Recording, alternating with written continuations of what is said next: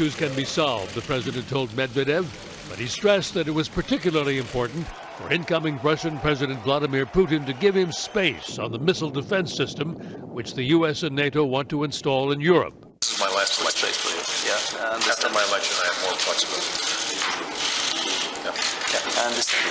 I transmit this information to Vladimir and understand. Keep your plan if you are satisfied with it. If you like the plan you have, you can keep it. If you like your plan and you like your doctor, you won't have to do a thing. You keep your plan. If you like your health care plan, you'll be able to keep your health care plan. If you've got health insurance, you can keep it. If you like your health care plan, you will keep your plan. If you've got health insurance, you like your doctor, you like your plan, you can keep your doctor, you can keep your plan. If you have insurance that you like, then you will be able to keep that insurance. The Affordable Care Act, Obamacare, has now been with us for 3 years. It's gone through Supreme Court tests. It's gone through efforts to repeal. A huge chunk of it's already been implemented. And for the 85 to 90% of Americans who already have health insurance, they're already experiencing most of the benefits of the Affordable Care Act, even if they don't know it. Yeah, their insurance is more secure. Insurance companies can't drop them for bad reasons. Their kids are able to stay on their health insurance until they're 26 years old. They're getting free preventive care. So there are a whole host of benefits that for the average American out there, for the 85 to 90% of Americans who already have health insurance, this thing's already happened. And their only impact is that their insurance is stronger, better, more secure than it was before. Realize everything we stand for is at stake. All the progress we've made is at stake in this election. My name may not be on the ballot, but our progress is on the ballot. Tolerance is on the ballot. Democracy is on the ballot. Justice is on the ballot. Good schools are on the ballot. Ending mass incarceration, that's on the ballot right now. And there is one candidate who will advance those things. And there is another candidate whose defining principle, the central theme of his candidacy, is opposition to all that we've done. There's no such thing as a vote that doesn't matter. It all matters. And after we have achieved historic turnout in 2008 and 2012, especially in the African American community, I will consider it a personal insult, an insult to my legacy, if this community lets down its guard and fails to activate itself in this election. You want to give me a good send-off? Go vote! It was a match made in military heaven. Two West Point grads who met while stationed in Germany, both captains. Where better to marry than at their latest posting on the 16th tee of their base's golf course with sweeping views of the Pacific, especially since the groom is an avid golfer. Once I felt like the details were pretty set, then I got excited. But just 24 hours before the I do's, a call saying you can't. President Obama planned a golf outing at the same time, and the nuptials would have to be moved. We knew there were two things that could mess up the wedding, and one was weather, and the other was the president. The couple had, in fact, invited the president to their wedding, tongue-in-cheek, and got a polite regrets. The White House says no one, including their advance team in Hawaii, knew the wedding would have to relocate. And from the phone call the president made to the surprised couple, neither did he. This isn't the first time the president's golf games have stoked controversy, though. Where are his priorities? The president admitted he made a mistake back in August when he hit the links right after making a statement about the beheading of American James Foley by ISIS. I should have anticipated the optics. And critics pounced when he was on the course in Martha's Vineyard while sending his attorney general to Ferguson, Missouri after riots and protests.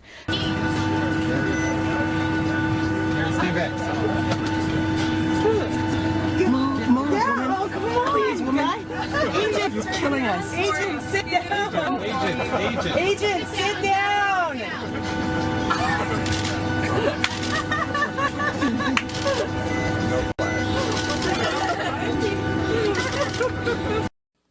Although most of us do our best to guard against it and teach our children better,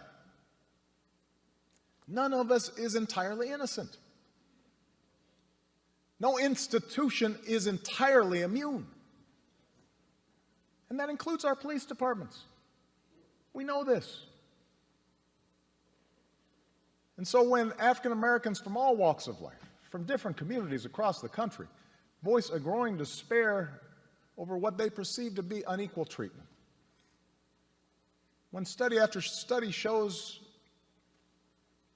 that whites and people of color experience the criminal justice system differently, so that if you're black, you're more likely to be pulled over or searched or arrested, more likely to get longer sentences, more likely to get the death penalty for the same crime. When mothers and fathers raise their kids right and have the talk about how to respond if stopped by a police officer, yes sir, no sir, but still fear that something terrible may happen when their child walks out the door. Now let's make two things clear. ISIL is not Islamic. No religion condones the killing of innocents, and the vast majority of ISIL's victims have been Muslim. And ISIL is certainly not a state. It was formerly al-Qaeda's affiliate in Iraq and has taken advantage of sectarian strife and Syria's civil war to gain territory on both sides of the Iraq-Syrian border. It is recognized by no government, nor by the people it subjugates. ISIL is a terrorist organization, pure and simple, and it has no vision other than the slaughter of all who stand in its way. The main contribution of some of my friends on the other side of the aisle have made in the fight against ISIL is to criticize this administration and me for not using the phrase radical Islam. That's the key, they tell us. We can't beat ISIL unless we call them radical Islamists. What exactly would using this label accomplish? What exactly would it change? Would it make ISIL less committed to trying to kill Americans? Would it bring in more allies? Is there a military strategy that is served by this?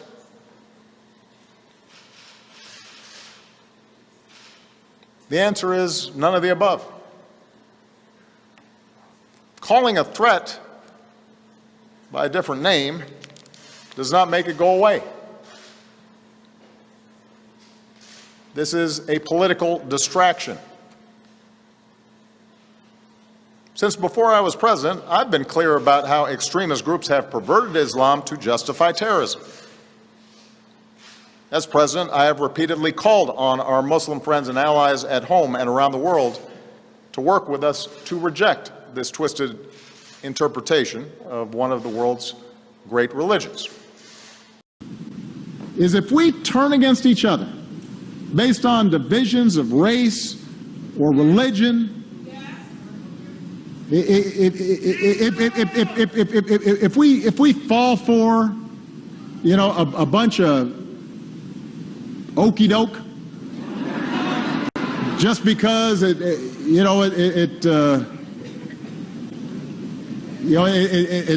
sounds funny or the tweets are provocative, then we're not going to build on the progress that we've started. If we get cynical and just vote our fears, or if we don't vote at all, we won't build on the progress. It's just wonderful to be back in Oregon, and over the last 15 months we've traveled to every corner of the United States. I've now been in 57 states. I think one left to go. Alaska and Hawaii I was not allowed to go to, even though I really wanted to visit, but my staff would not justify it. Next year, Iran will not get its hands on a nuclear bomb. The region the United States and the world will be more secure. As I've said many times, the nuclear deal was never intended to resolve all of our differences with Iran, but still, engaging directly with the Iranian government on a sustained basis for the first time in decades has created a unique opportunity, a window, to try to resolve important issues. Of course, even as we implement the nuclear deal and welcome our Americans home, we recognize that there remain profound differences between the United States and Iran. We remain steadfast in opposing Iran's destabilizing behavior elsewhere, including its threats against Israel and our Gulf partners, and its support for violent proxies in places like Syria and Yemen.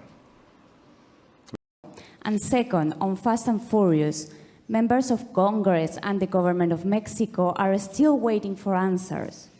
Are you planning to replace ATF leadership, and when can we expect the results of the current investigation? On the second question, as you know, my Attorney General has made clear that he certainly would not have ordered gun running to be able to pass through into Mexico. The investigation is still pending. I'm not going to comment on a current investigation. I've made very clear my views that that would not be an appropriate step by the ATF, and we got to find out how that happened. And at the time, we explained that Iran had pressed a claim before an international tribunal about them recovering money of theirs that we had frozen, that as a consequence of its working its way through the international tribunal, it was the assessment of our lawyers that we were now at a point where there was significant litigation risk and we could end up costing ourselves billions of dollars. It was their advice and suggestion that we settle. And that's what these payments represent. And it wasn't a secret. We were completely open with everybody about it, and it's interesting to me how suddenly this became a story again. That's point number one. Point number two, we do not pay ransom for hostages. It's complicated. Think about this speech. It's been pretty long, and you're thinking, wow, I just want to take a picture with the president or something. So it's hard to get people focused on the facts. And even reporters who cover this stuff, and they do a good job, they're trying to follow all the debate, but a lot of times they just report premium increases. And everybody thinks, wow, my insurance rates are going up. It must be Obama's fault. Even though you don't get health insurance through Obamacare, you get it through your job. And even though your increases have gone up a lot slower, you know, or suddenly you're paying a bigger copay and, thanks, Obama. And it's, well, no, I had nothing to do with that. We saw this international unity again over the weekend when Russia stood alone in the UN Security Council defending its actions in Crimea. And as I told President Putin yesterday, the referendum in Crimea was a clear violation of Ukrainian constitutions and international law, and it will not be recognized by the international community. Today I'm announcing a series of measures that will continue to increase the costs on Russia and on those responsible for what is happening in Ukraine. First, as authorized by the executive order I signed 2 weeks ago, we are imposing sanctions on specific individuals responsible for undermining the sovereignty, territorial integrity, and government of Ukraine. We're making it clear that there are consequences for their actions. Second, I have signed a new executive order that expands the scope of our sanctions. As an initial step, I'm authorizing sanctions on Russian officials, entities operating in the arms sector in Russia, and individuals who provide material support to senior officials of the Russian government. You know, when Trayvon Martin was first shot, I said that this could have been my son. Another way of saying that is Trayvon Martin could have been me 35 years ago. Barack knows what it means to be a black man living in a country and a culture that is controlled by rich white people. Hillary can never know that. Hillary ain't never been called a Hillary is married to Bill, and Bill have been good to us. No, he ain't. Bill did us just like he did Monica Lewinsky. He was riding dirty. The government gives them the drugs, builds bigger prisons, passes a 3-strike law, and then wants us to sing God Bless America? No, no, no. Not God Bless America. God damn America. That's in the Bible for killing innocent people. God damn America.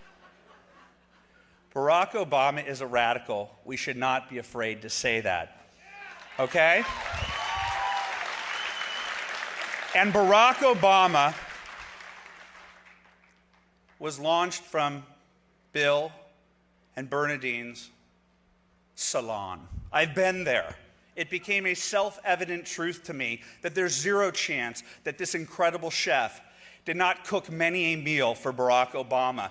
Don't tell me ABC, CBS, and NBC I don't have the, that I can't posit that theory, because it's a self-evident truth. Just like it was a self-evident truth that he was with Jeremiah Wright, and just as it's a self-evident truth that when he was at Harvard, he was advocating for the worst of the worst to join the faculty. Radicals at Beirut on the Charles.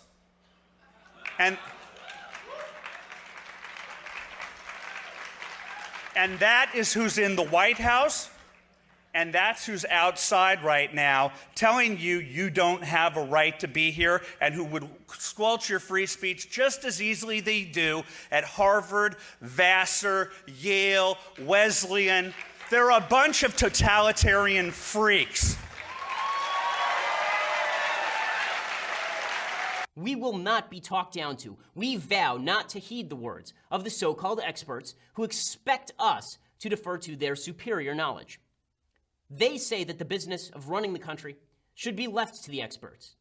We say that we are the experts and we can run our own damn lives, thank you very much. They say trust us. And we say no, you paternalistic, arrogant fools. You trust us. This will be a battle for the soul of America, and we will win. This fight won't be easy. It's going to be ugly. It's going to be dirty. It's going to be chaotic. It'll be plenty messy. We won't all be President Obama's soldiers, as he fascistically suggested we should, and we won't be shills for either party. We won't be taken in by politicians who tell us they're going to save us, then tell us to take a leap of faith with them. We'll rely on ourselves and on the constitutional system that protects us, the greatest system ever devised by mankind. The system that guarantees our right to be free from government, not some phantom right to be taken care of by government. The system that celebrates the friction of free people making free arguments, not a forced unanimity that ends in chains. The system that builds on the individual, not the collective. What makes our country great is the individual. This isn't yes, we can. It's yes, you can. If made free to pursue your dreams, you will succeed, and you will make the world a better place. For too long, we've been made to feel that if we do what's best for ourselves and our families, we can't do what's best for the country. The truth is precisely the opposite. Freedom to act in accordance with traditional American values, on behalf of those we love, is the essence of America's greatness.